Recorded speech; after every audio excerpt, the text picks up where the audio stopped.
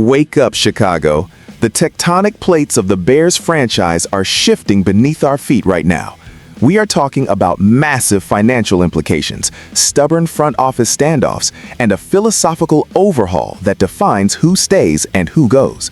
This is not just off-season chatter. This is the blueprint for survival in the NFC North. We are looking at potential cap casualties that could shake the defense to its core, and a trade market stance that screams defiance. You think you know what the front office is doing? Think again. The decisions being made in these closed-door meetings change everything. Calm. The math here is undeniable, and frankly, it is staggering. If the Bears move on from Edmonds, they clear $15 million in immediate salary cap space.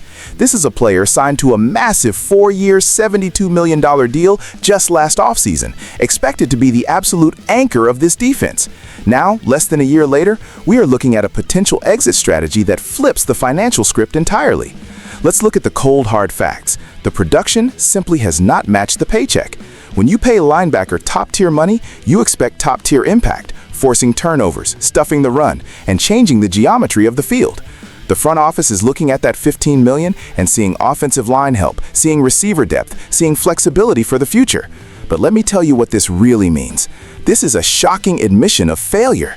You do not sign a man to that kind of mammoth contract and try to ship him out a year later unless something is fundamentally broken in the evaluation process. It is absolutely ridiculous to think you can build a championship culture when you are treating marquee free agents like rental cars. $15 million is a lot of money, yes.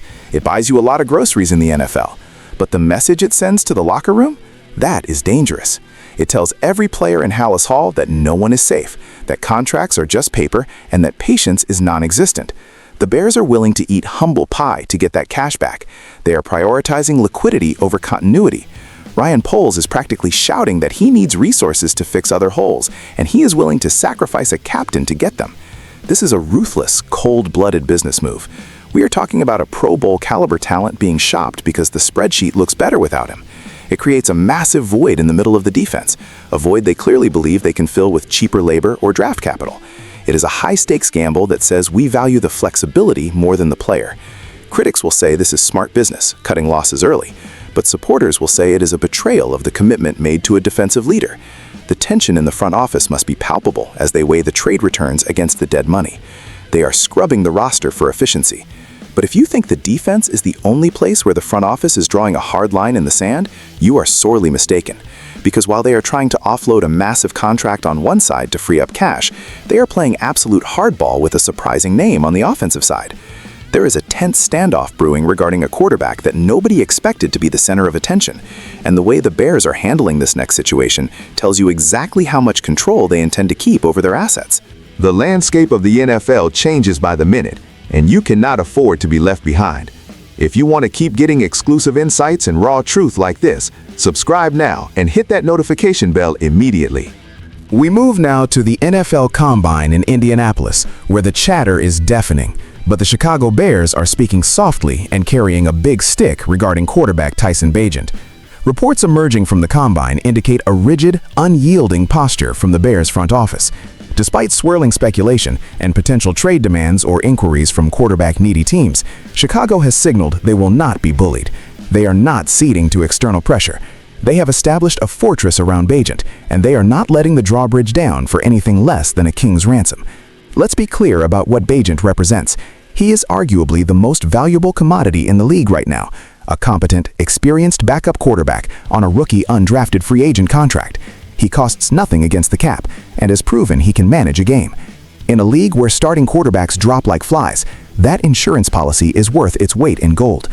But let's get real for a second. The audacity of other teams thinking they can come in and poach talent for pennies is insulting, and frankly, the Bears are absolutely right to hold the line. You do not give away a capable signal caller just because someone asks politely. Tyson Bagent stepped in and showed grit. He showed he belongs in this league. If another franchise wants him to compete for a starting job or be their primary backup, they better pay up. I am talking draft capital. I am talking legitimate value. The Bears holding firm shows they understand asset management. They know that if the starter goes down, the season is over without a guy like Bagent. But there is a flip side. If Bagent's camp is the one pushing for a move to get a better opportunity, keeping him against his will is a recipe for disaster. You do not want a disgruntled quarterback room. It is a delicate tightrope walk. But right now, the Bears are flexing their muscles. They are telling the rest of the league that Chicago is not a farm system for other teams to pluck from.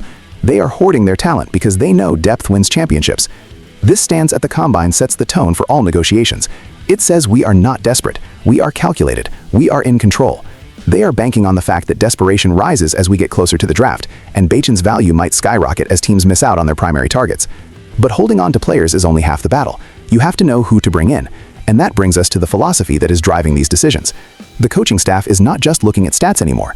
There is a specific non-negotiable trait they are hunting for, and the coaching staff just went on record defining exactly what kind of human being is allowed to wear the Bears uniform next season. If you do not have this specific DNA, do not bother showing up to Hallis Hall. This is where the rubber meets the road. In an interview published yesterday, Coach Ben Johnson laid out the manifesto for the future of this team. He stated unequivocally that he is prioritizing prospects who demonstrate a genuine love for the game and a personality that fits the team's fabric. It sounds simple, right? Wrong. This is the most critical filter in the entire scouting process. Johnson is telling us that talent is not enough. You can run a 4.3 40, you can bench press a house, but if you do not burn with an obsession for football, you are useless to this organization. This connects everything we have discussed today. Look at the potential exit of Tremaine Edmunds. Maybe the evaluation is that the fire wasn't hot enough for the price tag. Look at the retention of Tyson Bagent, a Division II kid who fought his way onto the roster. That is the definition of loving the game. Johnson is drawing a line that separates the mercenaries from the missionaries. He wants dogs. He wants guys who watch film on their off days. In the modern NFL, where distractions are everywhere and the money is guaranteed, finding players who play for the logo and not just the direct deposit is the hardest job a coach has. I love this approach. It is about time. For too long, we have seen talented teams crumble because the locker room was full of individuals looking out for number one. Johnson is trying to build a collective heartbeat. He is looking for that alpha mentality. At the Combine, when they interview these kids, they are looking them in the eye and asking, do you need football or do you just want the lifestyle? If the answer is lifestyle, take a hike. This philosophy changes the draft board entirely. It means they might pass on a blue-chip talent with character flags for a grinder who will set the tone on special teams. It is a risky strategy because talent usually wins, but culture sustains winning. The Bears are betting that character counts. They are betting that a locker room full of guys who love the grind will outwork a team full of prima donnas. This is the final piece of the puzzle. They are clearing cap space to pay the right guys. They are hoarding depth that has proven their character, and they are drafting based on heart. It is a total systemic alignment. But the question remains, can you actually measure heart before the pads come on?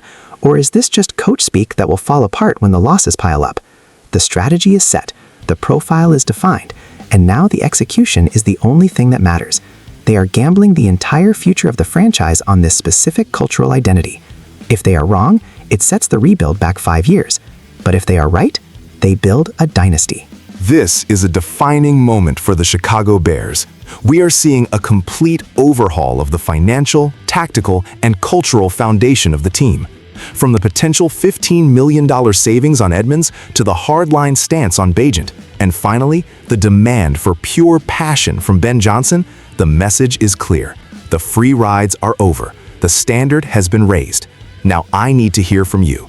Do you cut Edmunds to save the cash? And do you trust this love of the game drafting strategy? Or should they just take the best talent available regardless of personality? Drop your thoughts in the comments right now. This is our team. This is our passion, and we are in this together. Bear down.